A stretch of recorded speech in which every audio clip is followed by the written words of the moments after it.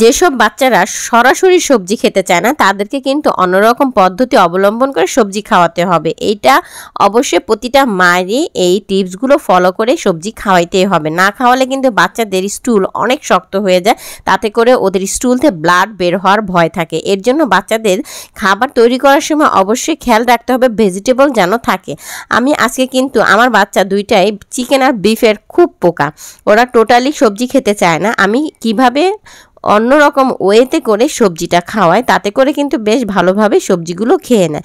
এখানে কিন্তু পেঁয়াজ, মরিচ, টমেটো, তেল দিয়ে আমি এখানে কিছু বাটা পেস্ট মশলা দিয়েছি। পেস্ট মশলার ভিতরে ছিল একটু আদা, একটু রসুন, একটু জিরা, এগুলো একসাথে পেস্ট করে আমি সেই লিকুইড দিয়ে দিলাম। আর এখন দিয়ে দিচ্ছি গরম মশলার গুঁড়ো। এগুলো একটু ভুনে নিয়ে এর ভিতরে এখন দিয়ে দিলাম একটু সামান্য পরিমাণে টক দই। আমি এখানে 1 টিস্পুন পরিমাণে টক দই দিয়েছি। দেওয়ার পরে যে কষে আসছে এই পর্যায়ে আমি প্রায় 100 গ্রামের মতো করে বিফ এটা দিয়ে দিলাম। এখানে চিংড়ি আর বিফ রেখেছি, কারণ চিংড়িতে কোনো কাটা থাকে না, বাচ্চারা খুবই পছন্দ করে, আর বিফটা খুব পছন্দ করে। দুইটার সংমিশ্রণে খাবারটা তৈরি করব।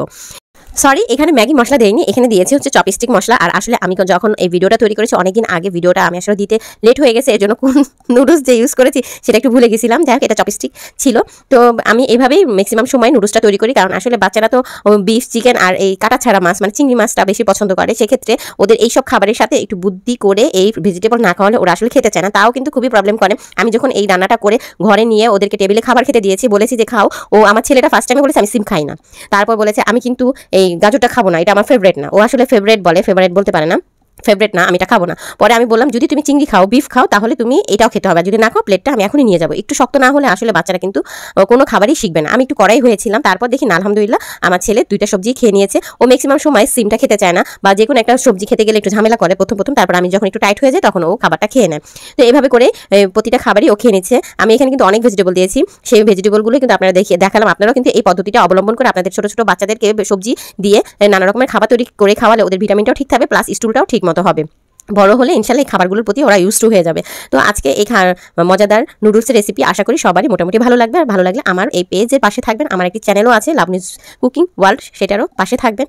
আজকে ভয়েস দিতে খুবই কষ্ট হয়েছে, আসলে একটু পরপর আমার ছেলেটা চালাচ্ছিল, আমার ভয়েস কোথাও ফাস্ট হয়েছে কোথাও ফাস্ট হয়নি, স্লো রেখেছি, আসলে কিছুই করার নেই।